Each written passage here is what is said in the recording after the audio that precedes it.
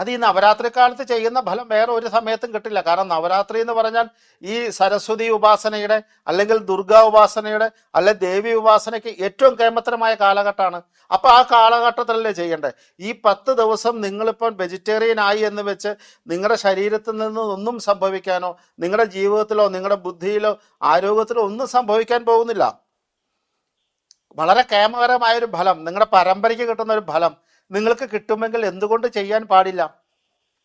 നമ്മൾ രാവിലെ തൊട്ട് വൈകുന്നേരം വരെ അതിശക്തമായി കഷ്ടപ്പെട്ട് കൊടുക്കുന്നത് നമ്മുടെ കുട്ടികൾക്ക് വേണ്ടിയാണ്. അപ്പൊ 10 ദിവസം സുഖോപാധികളെല്ലാം ഉപേക്ഷിച്ച് ഭഗവതിയെ മാത്രം മനസ്സിൽ ധ്യാനിച്ചുകൊണ്ട്, ഭഗവതിയെ മാത്രം ചിന്തിച്ചുകൊണ്ട്, ഭഗവതിയെ മാത്രം ഓർത്തുകൊണ്ട് ഇത് ചെയ്യുക. രാവിലെ കുളിച്ച് ഞാൻ പറഞ്ഞ പോലെ അമ്പലത്തിൽ പോയി ത്രിമധുരമൊക്കെ കുട്ടികൾ അമ്പലത്തിൽ നിന്ന് നിവേദിച്ച് വാങ്ങി കഴിച്ച, ഇല്ല ഒരു പഴം നേദിച്ച് കഴിച്ചാലും മതി.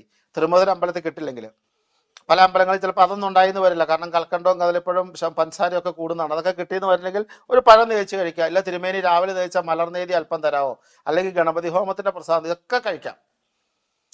പുറത്തുള്ളവർ, വിദേശത്തുള്ളവർ, ഔട്ട് ഓഫ് കേരള ഉള്ളവർ ഇങ്ങനെ ഗണപതിക്ക് വെച്ചിട്ട് അത് കഴിച്ചാലും മതി. രാവിലെ വെളിച്ചാകുമ്പോൾ തന്നെ അടിച്ചുവാരി തളിച്ച് തുളസിക്ക് കുറച്ച് വെള്ളമൊക്കെ ഒഴിച്ച് തുളസി ഭഗവതിയെ പ്രാർത്ഥിച്ച്, നമ്മുടെ കുടുംബത്തെ വിളക്ക് വെച്ച്, പറ്റുവാണെങ്കിൽ നെയ്വിളക്ക് വെച്ച്, ലക്ഷ്മി ദേവിയെ പ്രാർത്ഥിച്ച്,